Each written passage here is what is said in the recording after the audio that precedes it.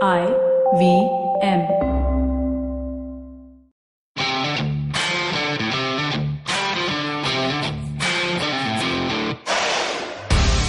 Ladies and gentlemen, welcome to The Fighting GOAT. My name is Arjun Chipalkatti, aka Mystic Chips, and I introduce you my partner, Somesh, the Superhuman Kamra.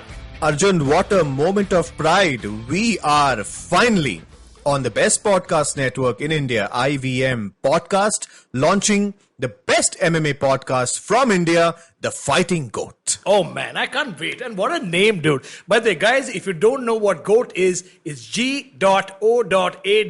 That's greatest of all time. And that's what we're doing here. The Fighting GOAT comes to you to discuss everything that is MMA, boxing, kickboxing, wrestling, K1, Maramari, street fights. No matter what you see outside, we're going to cover it. If it has anything to do with combat sports, we will cover it. That's awesome. But Arjun, who are we? Man, I don't know. I'll introduce you to my guest, my buddy. I've known Somesh Kamra for such a long time now. He's been part of the MMA fraternity for almost a decade plus now. I think since 2005. I think we both got into the sport in, rough around the same time. Of course, you were into the business aspect of it, because if you don't know who Somesh is, Somesh is India's first UFC manager and coach of one of India's first MMA fighters. The first MMA fighter that went to the UFC from India was Bharat Daring Kandhare. And Somesh is the one who launched him and got him his chance to work with the world's biggest organization. So extremely kind words. Extremely kind words. Kind kya? Thank you so much. And I'm so honored to share the stage with someone as dynamic as Arjun Chipalkatti. Arjun basically has a background in photography. But honestly, deep down in his heart, we both love blood. We both love that grittiness of the sport. You know, that 2002 to 2005 time when we both got into the sport, Arjun really spilt out everything. And he is a veteran in the commentary box because he's been involved in the sport for such a long time. He's seen the Indian circuit. He's seen the international circuit. He knows the who's who. He's done it all. And I'm so glad to share this stage with you, Arjun. Thank you so much. Dude, thank you, man. Thank you. That was such a kind... Dude, if you can't see, people can't see, I'm actually blushing a little bit now, but I'm sure the video will be out somewhere. You guys will see us somewhere. No, but the point is that, I don't use this word serendipity very often, but it's a perfect moment to use it, because when... I can't even say that word. No, it's when both of us got together to do this, and, we decided to sit down. We realized that India does not have a hardcore fight podcast. We don't talk about, just fights. We talk about a lot more. We talk about the beginnings, the ends, our journey of fighting, how we got into it, how we fell in love with the sport. I mean, Somesh and I can confidently say this, that Somesh and I have known each other for 2-3 years now, professionally. Right. And I think our first conversation was what? Pride? Pride was the organization that took off. It was in Japan in, the early 2000s, which ruled the fight circuit when it came to mixed martial arts. And very true. Our eyes just lit up when we started talking about guys like, Mauricio Hua, Shogun, Nogueira, Rampage Jackson. Rampage Jackson. All these were iconic names. And I think we were sitting, where were we sitting, Somesh? We were sitting cage side at the Kumite 1 League in Burli, right? That's right. Oh man, that was a fun conversation we had. Oh, that's crazy. So, now that the listeners know exactly who they are hearing and who they'll be speaking with, let's get on with the podcast, Arjun. Absolutely. We're going to split this into 3 rounds. You just experienced round 1, where you got to know a little bit about us. But stay tuned for round 2 as we come back and discuss the mixed martial arts, or MMA, year that was. We'll be right back after these messages. Hello, everybody. Welcome to another great week on the IVM Podcast Network. If you aren't following us on social media, please do. IVM Podcast on Twitter, Facebook, and Instagram. We'd like to thank the sponsors on our network this week, Seat Tires. So we had a fantastic week. Tune into This Round Is On Me, where Gauri Devidayal has a chat with Divya Ravichandran on the issues of waste management in India and how recycling, composting, and using eco-friendly alternatives can help. On Filter Coffee Podcast, Karthik speaks with Lux Narayan about his book Name, Place, Animal, Thing, an inspiring non-fiction fable about hope, positivity, and living your best life. On All Things Policy, Anirudh Kaniseti talks to Prateek Wakre and Rohan Sheth about Australia's conflict with Facebook and Google and what this means for big tech companies and the news ecosystem. On the Simplified Podcast, Naren and Tony talk about greenwashing, which is businesses unfairly marketing themselves as eco-friendly just to ride the sustainability wave. You should also check out the Cyrus Says episode with Varun Deshpande of the Good Food Institute, where they talk about plant-based alternatives. Varun does a great show with us called Feeding 10 Billion. Do check out this episode of Cyrus Says. They have a really interesting conversation. On the Millennial Athlete, Tanvi and Shlok speak to the badminton doubles player Satvik Sairaj about his successful stints at some of the recently concluded games. And with that, let's get you back to your show. Welcome back to The Fighting GOAT. You're listening to Arjun, aka Mystic Chips, and my partner Somesh, Superhuman Kamra. Somesh, are we ready for round number 2? We are live. Dude, don't say that. Bruce before aake marega humko. He's already... No, he's a friend of mine. He's a friend of mine. He'll not mind. वो तो even I met. Your friend is my friend. हो गया. Whether we met on Skype or wherever. Point is, yeah. Oh man, Bruce is didn't he just finish 20 years in the sport? That is... He finished... That's insane. Man. 20 years of announcing in the UFC. That's something special to be one half of a brothers team. One does boxing, one does mixed martial arts. And I think his brother Michael also must have literally gone the distance, as they say in the sport. Absolutely, absolutely. In fact, quite funnily, Bruce is one of the oldest employees in the UFC. I think his first stint was in 1996, which is about 4.5 years before the Fertitta brothers even bought it, before Dana White was even there. Yeah. We'll come back to this segment because there's so much to talk about when you talk about the iconic figures of fighting. Not just the UFC, it's when you talk about UFC, you talk about Pride, you talk about Strikeforce, you talk about Bellator, and, it literally brings a tear to my eye. But before we get into that segment, we need to talk about the MMA year that was. Let's start off with one of the worst things that happened to, I would say, all of humanity and not just the MMA world, was the pandemic that was COVID-19. It crippled the economy, it crippled the system, it crippled the fight game. But there was, I think, one man who made the world of mixed martial arts stand up and take the virus head on. Absolutely. That man in consideration is the UFC president, Dana White, that did not fall down to the pandemic, but he stood up, he owed up, he weighed into his organization, and he set up the entire fighting culture on an island that has been quarantined in Abu Dhabi. It's called Fight Island. Dude, that Fight Island, I remember seeing the promo, the poster, the promo, everything. It looked like a combination between a vacation in Goa and some maramari on the street somewhere. Because I wouldn't say that, that's actually the wrong thing to say, because this is a controlled sport. It's a sport. But the way they showed that promo, it was beautiful. It was incredible the way they marketed it. And this was thread and it was just bare bones at that time. I think it was sometime around March, where, the world just got shook up. India went into its lockdown around the 20th of March, and the US... That's right. US was, I think, they were still making sense of what was going on in the world at that time. Right.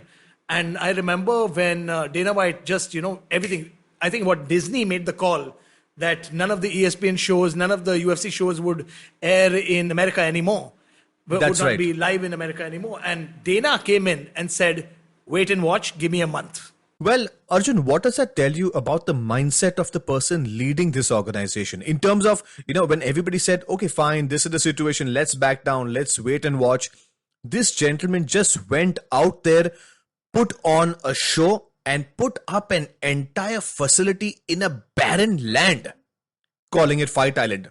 Dude, he literally took the beach. He found a beach. That cage he constructed everything from scratch, brought the right people in. He worked with the government. Both Somesh and I have been part of, the shows at a regional level. And Somesh has been even internationally associated with the UFC for a long time. But it's, if you realize what it takes to put together a show for one night. Now imagine doing that with a bare bones crew abroad in a country which is stricken by coronavirus, with so many rules and regulations and medical tests to constantly take, and to be able to put it up in record time is nothing short of fantastic. Well, speaking of the test, I think that the last event that the UFC held, their track was 30,000 COVID tests done so far. 30,000. And that's the kind of investment, that's the kind of effort that these guys are making to keep the show going. In fact, if you remember, when the NBA had shut down, when baseball had shut down, when even Bellator had shut down, and in fact, the other organizations were calling Dana White crazy for continuing to have fights. And he proved why taking a risk is important, why it's so essential in the sport that we are today. And honestly, there is only one person laughing at the end of the day, and that is Mr. Dana White and everybody working with him. That's true. And it's such a valid point that you bring. It's the taking risks and chances which bring us to our next conversation, because when we talk about the year that was, it was a big risk to get into the sport. It is a risk. Anybody who's got into any form of combat fighting, whether you boxed amateur or you even went for a couple of classes of jiu-jitsu, or you did kickboxing, or you fought in an organization professionally, the fact that you did that is taking a risk to begin with, because you will get injured. It takes a lot of courage to step into that cage. And I wanted to nominate a couple of people this year that made their mark. I'm going to start off, Somesh, with one of the greatest of all times, a UFC lightweight champion, Khabib Nurmagomedov, who, before we get into him, is this year, he defended his belt, taking him to a tally of, I think, correct me if I'm wrong, 29-0. That's right. And he lost his father to COVID before fighting. And that it just goes to show the mindset of the man. I mean, he has his mother's at home. His mother's telling him not to fight anymore. He has nothing left to prove. He's a multi-millionaire. But he just put his head down and did his job. Well, honestly, most people thought that this COVID time is going to be very difficult for everybody. Yes, it definitely was. However, as you rightly mentioned, there were some brilliant standouts when it comes to the sport of mixed martial arts. And one such human being, as you mentioned, was Khabib, who really stood out. But Arjun, I have a second name out there. The person who fought twice in 11 days, Khamzat Chimaev. Khamzat Chimaev was a discovery of COVID, is what I would say. Somebody who came out of the bunks, somebody who competed on short notice, somebody who finished opponents, somebody who has actually given the fans what they want and what they deserve. What a star during these COVID times. Khamzat Chimaev. Somesh, you and I were we were watching, this is not this year, this is maybe last December, 2019, around that time, before we did our first show. And, we were watching tape on the guy. He was this sleeper. We call them sleeper hits that come out of nowhere. Right. It's just given the right opportunity and time. And I remember watching him. And we're like, okay, this guy looked good. He didn't look like star material as soon as he came on. He was no Conor McGregor who, the minute you just see him, you got something special there. That's right. And Khamzat came out. Now, this is what I call literally a company man. He stood there, he told his boss, listen, I'm not hurt. If you need me to step in, I'm there. No problem.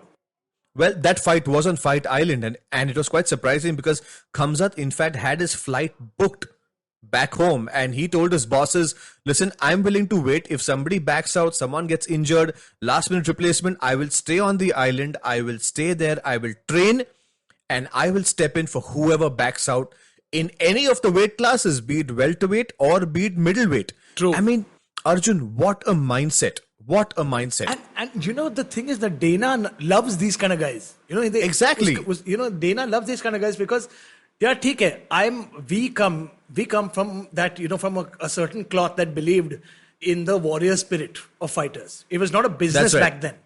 The guys who came to fight, the Vandelés and the Shoguns and the Nogueiras and the Crocops and the Fedors, they came to fight. Fight to feed their families kind of fight. So, winning, losing was secondary.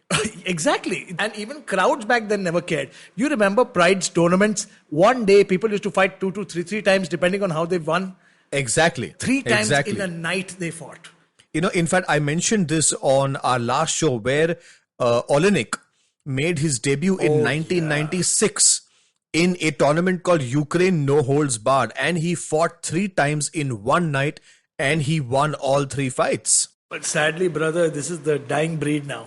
But luckily, the sport is not designed for bloodthirsty fans like just you and I. There is a lot for everybody.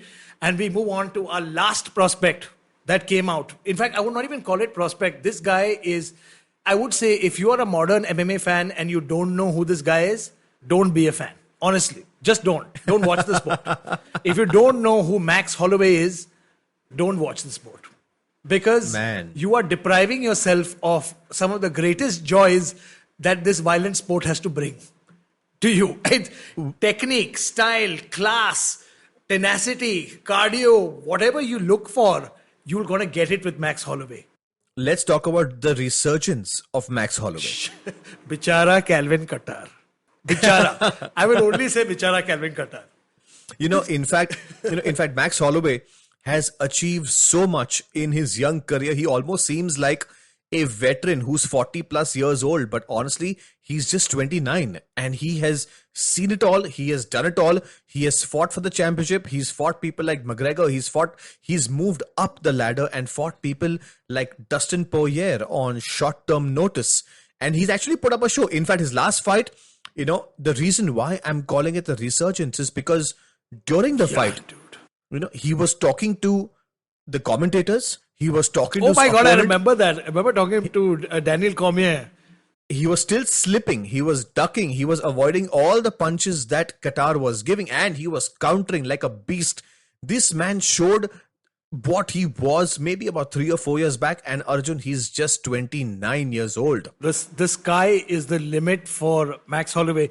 And if this is the kind of resurgence that we saw... Like, okay, when he faced Conor McGregor, he was so young. He was what, 20? It must have been 5 years ago. 6 years ago. Easily. I think he was 22 or 23 years old. There you go. 8 years ago, 7 years ago. He fought him 7 years ago. And still gave Conor a pretty tough fight.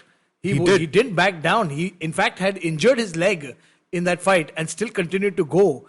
And to see him become what he became, despite the pandemic, without the crowds... the funny thing is that, so in Fight Island, they started letting in maybe a choice amount of 30 people, especially, which were primarily the staff of the place and, support staff, the coaches, and everybody was allowed to sit in the audience. And when he fought, it was so loud, it reminded us of how it was when it was a packed stadium. That's right. It was loud, and both of us were saying, wow, it felt so good to hear people chanting his name in the crowd. It was a treat. Right. Arjun, in fact, the greatness of a fighter comes depending on his or her adaptation. And, another great fighter that I would like to mention, of course, she's not fought in the pandemic, is Amanda Nunes. But, of course, man. When fighters really tend to adapt to situations and they come out stronger, that is when we can really call them a great fighter. Exactly like you mentioned, Khabib or Max Holloway. Khamzat, I feel, is yet to be tested, but he's more of a rough diamond out there. It could go either way. He has proven to the world what he's made out of and what caliber he has, but we can still see more from him. But honestly, the 3 names that we took, Khabib, Max Holloway and Khamzat, were the absolute standouts during the pandemic, and they proved to the world and they proved to their bosses why they deserve to be there. Guys, by the way, you know what? These are our picks. You got to remember that these are our picks. So if you guys have any names to add, wait till the end of the show. We're going to shout out all our handles, all our social media plugins. Feel free to come and drop us a line, send us a message on Instagram, on Twitter, wherever, we're everywhere. So don't forget to do that. We probably have forgotten quite a few names, but, these are our picks. So if you have your picks, you come and let us know. But, it's so funny, so much that you talk about. When you spoke about guys like Amanda, Khabib, one of the biggest things that we talk about from the yesteryear to the game today that has become, and you see this in any sport. When you talk about cricket, when you talk about football, when you talk about tennis, it's, very few fighters in the world have something called that fight IQ. And even I think I wouldn't just restrict it to fighting. I'd say it's sports IQ. Because you've seen like guys like Virat Kohli, Dhoni, you got Tendulkar from the yesteryear who had fight IQ before it became a big thing. In fighting as well, you see Muhammad Ali who had fight IQ, you in boxing, and then in MMA you saw Anderson Silva, John Jones, GSP, and Now, when we talk about, the sport coming forward, I think we have guys like Max Holloway and Khabib showing us Right. a different way. It's no longer a rare thing. It's becoming the norm. Right. Arjun, in fact, you remember that when we sit in green rooms just before covering the Sony shows, there's a lot of local talent that we speak about. On screen, we aren't permitted to speak about it because we are contracted by a particular organization. So we just need to talk Absolutely. about them. But Arjun, what do you think about someone like a Ritu Fogart, someone like a Sumit Khade, someone like a Kantara Jagasa? These guys are local homegrown talent that truly are making the mark on the international standards. Yes, like people like Khabib and Max Holloway are in a whole new level. But why not speak a little bit about homegrown talent and some of the organizations? Absolutely. Because our current organization, IVM Podcast, gives us all the rights to talk about anything MMA. It's so funny when you mention homegrown talent. I got to give it up to when I started my career. I started off with the Super Fight League and then the Super Boxing League, and and then Fight League. You know what? Bill Dosaj is going to love you. The funny thing is that you see MMA is a tough sport, especially in our country. It's still growing. Our country, there's no secret. Indians love cricket first, more than any other sport. And then, Kabaddi started climbing up the ranks. And then MMA started climbing up the ranks with the Super Fight League. And right now, I see organizations like Matrix Fight Night who are making such great waves now. Not only taking the regional talent across India, but abroad as well. They had such a successful show in Dubai where guys like Sumit Khade and Anshul Jubli got a chance to show off their skills. And they, in their own right, have matured and have tenured into proper championship material. Like what a flying knee knockout by Sumit, right? Shit, man, Angad. Man. It was something that I saw on repeat a couple of times. It was brutal. Beautiful. I got my hats off. My hats off to, And I always have, I worked in a small organization when I started. So anybody who gives regional MMA fighters a chance to thrive are always A1 in my books, man. Yeah, Always. but the thing is that even the business of MMA is a very, very difficult competitive business because, whilst it does come with homegrown talent and, we have to nurture these guys, but there also needs to be a flamboyance aspect to it, where you need to put up a good show, it can't be in some small dungeon, where you have the best fighters just brawling away to glory. True. It is something that needs a little bit of flamboyance. So you need the lights, you need the stadium, you need the ring girls. Basically Bollywood. Sadly, you need that. But speaking of homegrown organizations, there is an organization called Jungle Fighting Championship in Brazil that produces all the Brazilian champions in the UFC. Very true. Very true. And they don't put up a very flamboyant show. It's a very, very small show in some restaurant or sometimes in a parking lot or something on those lines. You remember BJ Penn versus Machida? Oh man, that was a war. If you don't know, BJ Penn is simultaneous 2-time lightweight and welterweight UFC champion. He's fought from weight classes that have ranged from 70 kilos to 95 kilos. It's ridiculous. I think he fought from featherweight all the way till heavyweight, if I'm not mistaken. He went down, but that was the last, at the fag end of his career, where he went down to featherweight. But I would say the bulk was lightweight and welterweight. Very true. And then jungle fights were, it's, I always believe it's the kind of talent that you bring out in an organization. Yes, the lights, the sound, the flamboyance are important, but I think that's an important stage ahead moving forward. But initially, I think it's the talent that has to shine out of an organization. And organizations like Super Fight League, Super Boxing League, and Matrix are ensuring that the talent comes out.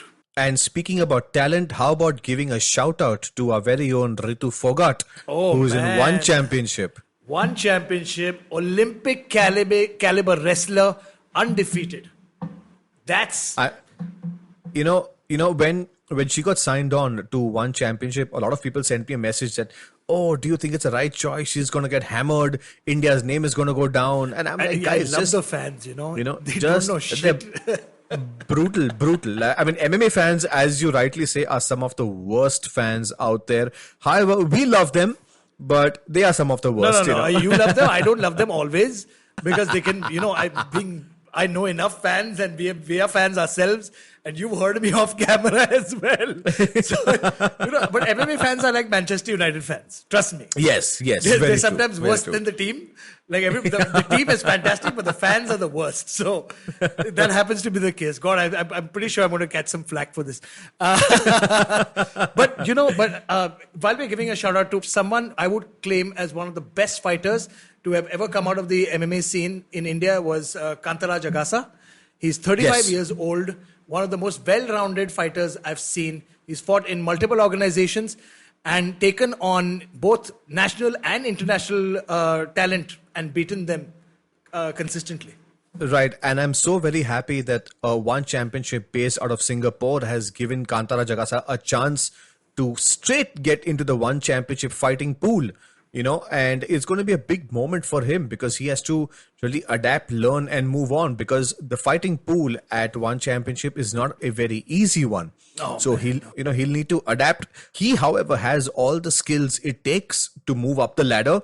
But let's see how this goes. So honestly, I'm very, very kicked about, the homegrown talent, Ritu Fogart, who's making waves in one championship, and a shout out to Kantara Jagasa for his first ever one championship fight whenever that happens. Dude, the funny thing is ONE FC is making so many waves in finding the right people, like from India, especially Indians in India and Indians abroad as well. Like you've got Gurudarshan Gary Mangat, who's fighting for one championship.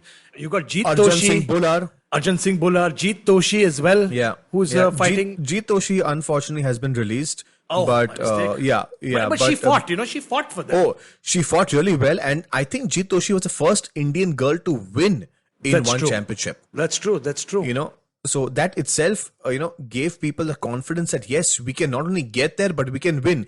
In fact, till about maybe 5 or 6 years back, people didn't have the opportunity or they didn't even think that they could get into the UFC. But when we got Bharat Khandare into the UFC, suddenly there was this belief that yes, we can do it. Winning or losing comes out later, but yes, at least we can get there. And the thing is that sky is the limit for Indians because the amount of talent that we bring in, especially in wrestling, in Kushti, we have so many great wrestlers that naturally have come out of India. We've got 2 Olympians, both male and female. And I would confidently say that wrestling is one of the greatest bases to learn MMA.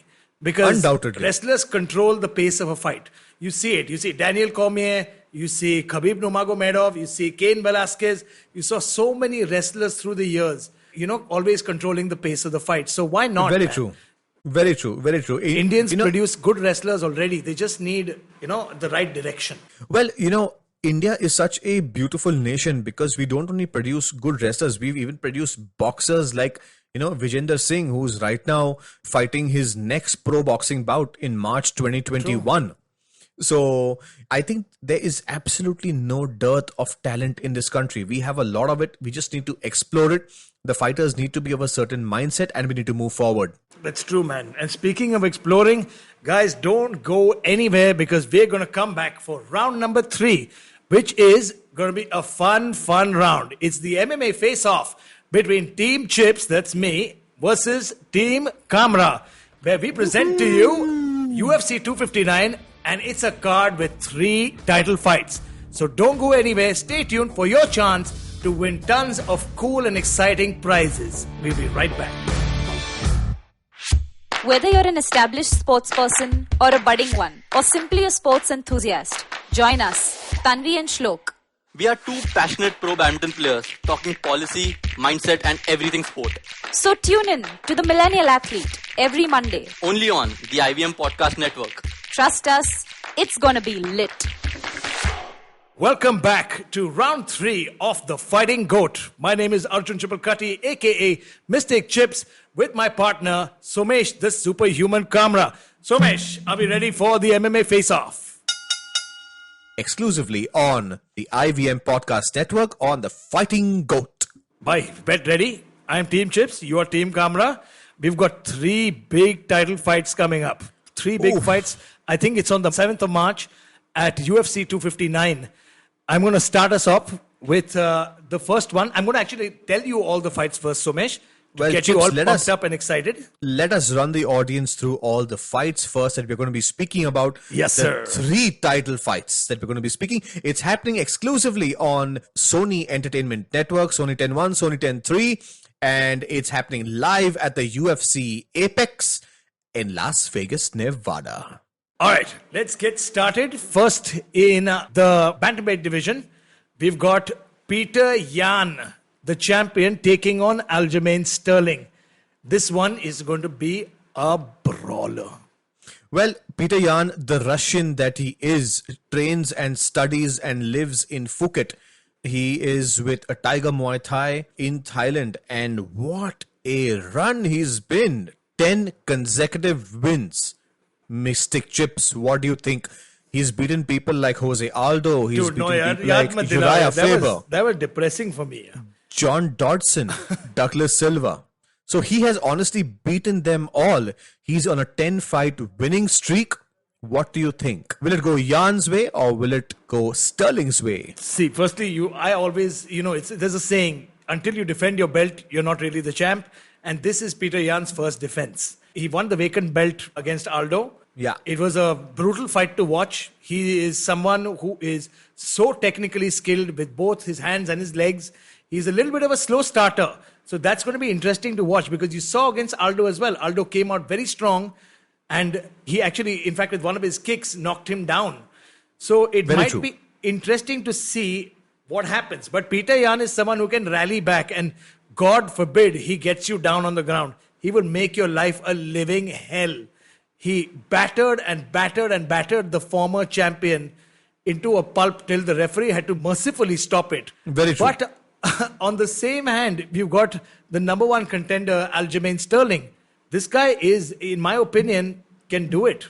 Somesh, he can do it. Well, Arjun, don't you think at some level Aljamain Sterling has been denied the belt many number of times and somehow he's never been a favorite? Somehow the UFC have never favored him. They've never given him, the chances that most other fighters have had. He's always had to struggle and earn that shot.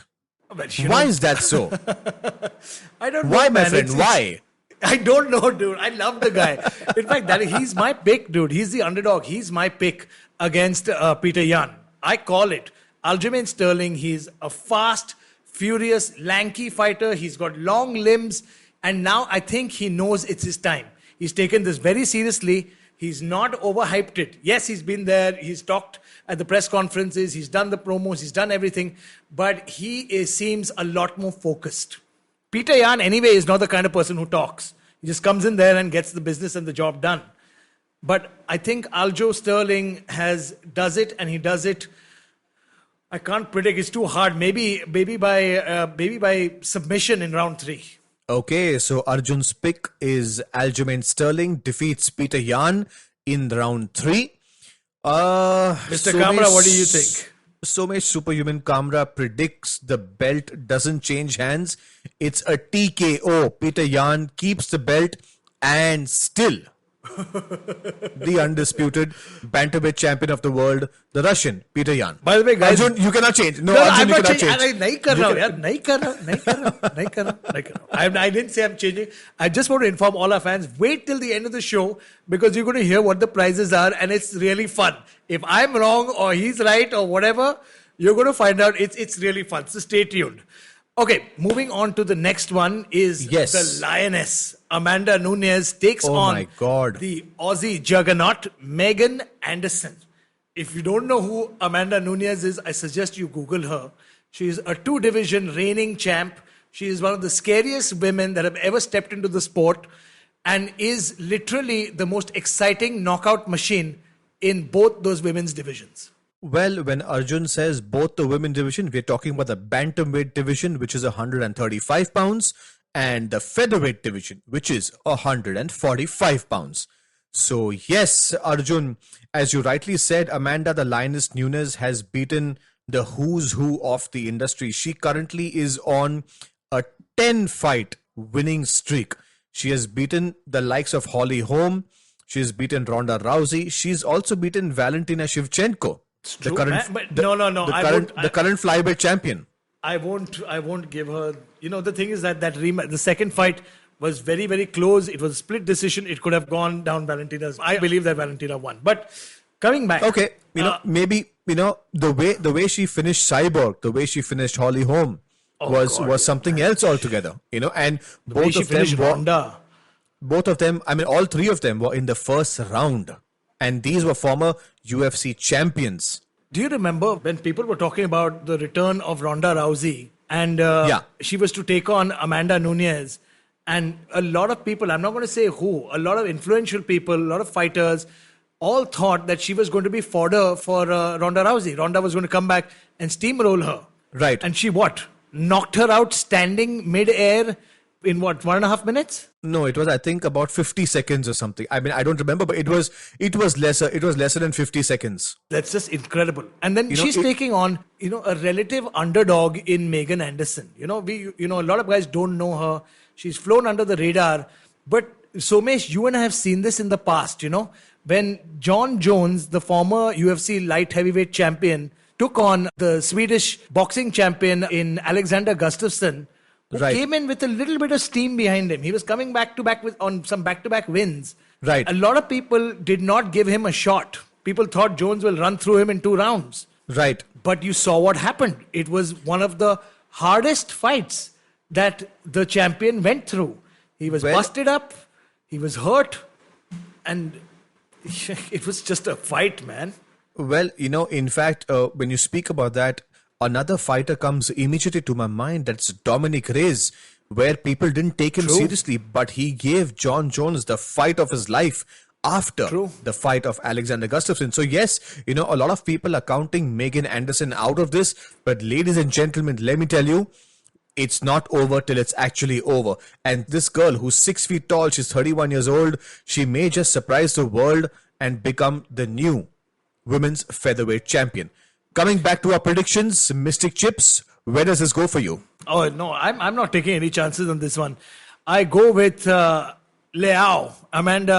Nunes, the Lioness. I call it by second round knockout.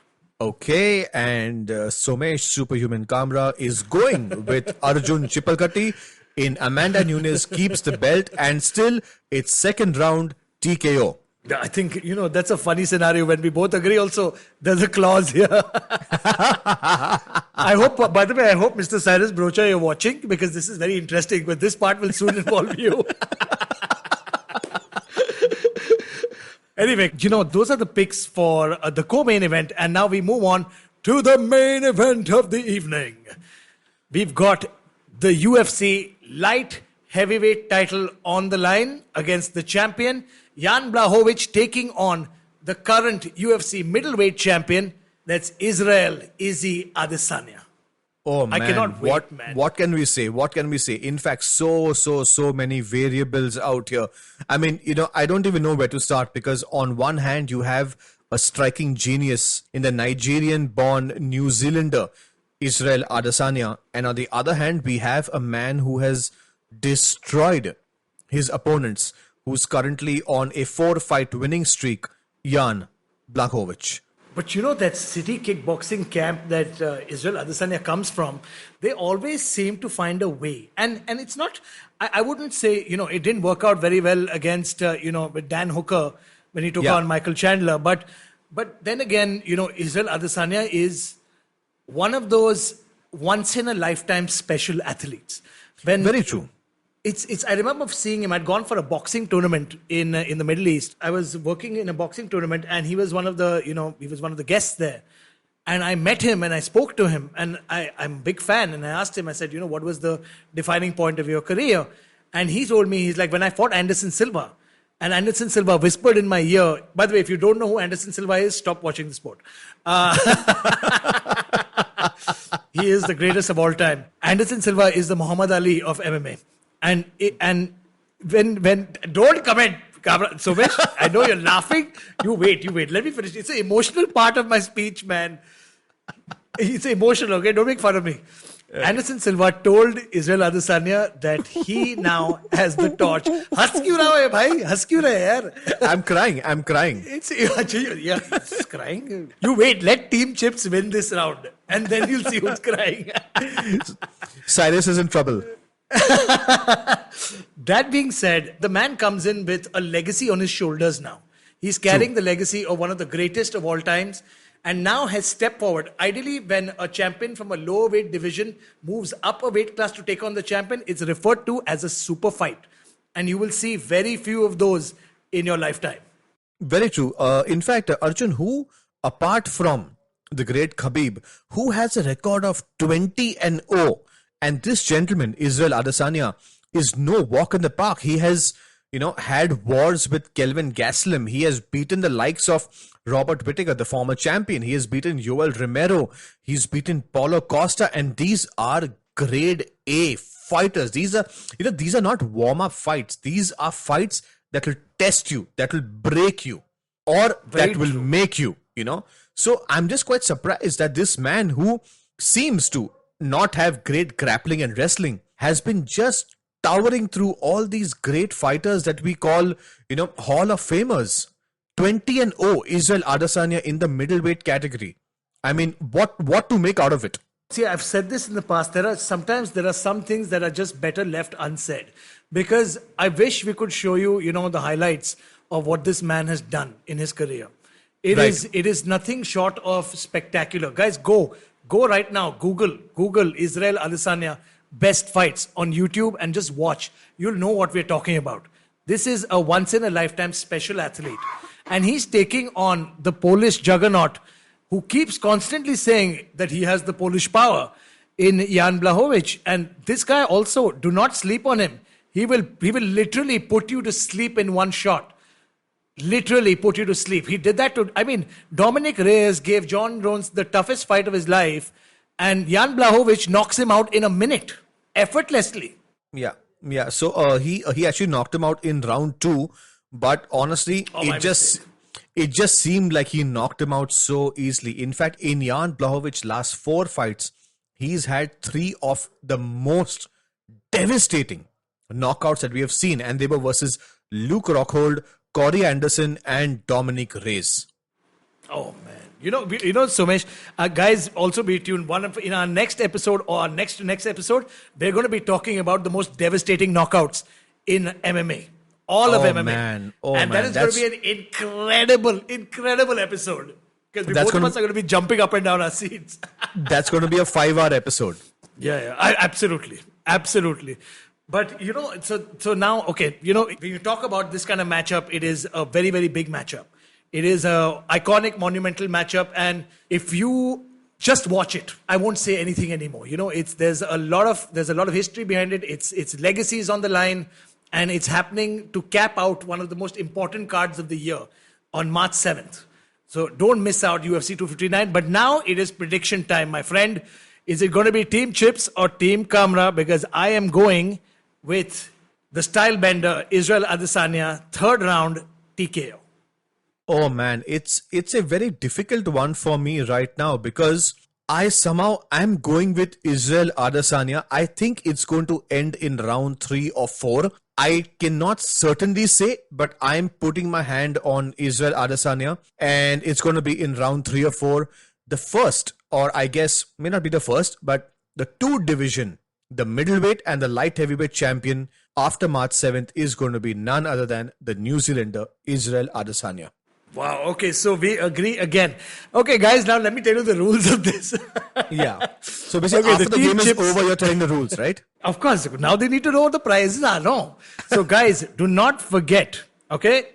If you are following Team Chips or Team Kamra, please go to Instagram and tag us. Say if you're Team Chips and Team Kamra, and we will give you our social media handle. If you want to reach out to me, Arjun Chipalkatti, tag me, Arjun_Chipalkatti on Instagram, or at Mystic Chipal on Twitter. And Somesh, what are your handles? Well, if you are with Team Kamra, you have to go for Instagram, which is somesh.kamra, as simple as that. And Twitter is somesh_kamra. Superb. By the way, so here's the thing. Now, if Team Chips is correct and I win I get all my predictions right, I get to punch Somesh Kamra on the arm, or we will decide where. Maybe in the body also. Who knows? It depends on how well I win. And if both of us are wrong, Cyrus Brocha gets to hit us. And if both of us are right, we get to hit Cyrus Brocha. Well, yeah. So the confirmation that I have is that Cyrus has officially agreed to this. So, he doesn't mind getting punched, or he doesn't mind getting leg kicked also. Dude, I don't want to get punched by Cyrus Brocha. Have you seen him? He's looking ripped, dude. He'll kick our asses, man. Well, we can run faster than him for sure. Maybe you can, huh? Sale, mazak mein uda mera. So, yeah, ladies and gentlemen, our picks for the fight: Peter Yan versus Sterling. I'm going with Peter Yan. Team Chips is Al-Jamin Sterling. For the co-main event, Amanda Nunes and Megan Anderson. We both are going with the Lioness Amanda Nunes. And for the main event of the evening, Jan Blachowicz versus Israel Adesanya. We both, Team Chips and Team Kamra, are going with the style bender Israel Adesanya. Awesome. And guys, do not forget to tag us in your posts. Please come and put down your predictions on the IVM Podcast Instagram page. It's at IVM Podcast on Twitter and Instagram. Thank you so much for tuning in. If you like this podcast, don't forget to check out other interesting podcasts on the IVM network. You can listen to us on the IVM Podcast app or ivmpodcast.com or wherever you catch your podcasts. You can follow us on our social media handles like I've told you before, or at IVM Podcast on Twitter and Instagram. If you like this podcast, do not forget to check out other interesting podcasts on the IVM network. You can listen to us on the IVM Podcast app or ivmpodcasts.com or wherever you catch your podcasts. You can also follow IVM Podcast on Twitter and Instagram. If you want to reach out to us, as we have said earlier, on Twitter it is Somesh_Kamra, and on Instagram it is Somesh.Kamra. And Arjun, hit it up again. If you want to reach me, Arjun, aka Mystic Chips, on Twitter and Instagram. Twitter it's at Mystic Chipal, and on Instagram it's Arjun_Chipalkatti. It was awesome to talk to you guys. Stay tuned next week for more MMA, fighting, boxing, K1, kickboxing action only on The Fighting GOAT.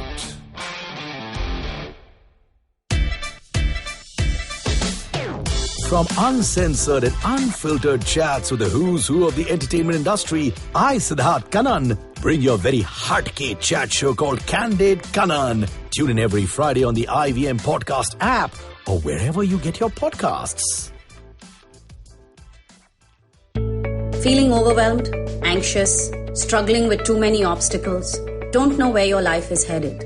Well, if you are dealing with one or all of these, tune into the Positively Unlimited podcast, because in each episode, I share a life lesson, a life hack, a pro tip that can help you get your life back on track. All episodes are available on the IVM website, IVM Podcast app, or wherever it is that you get your podcast from.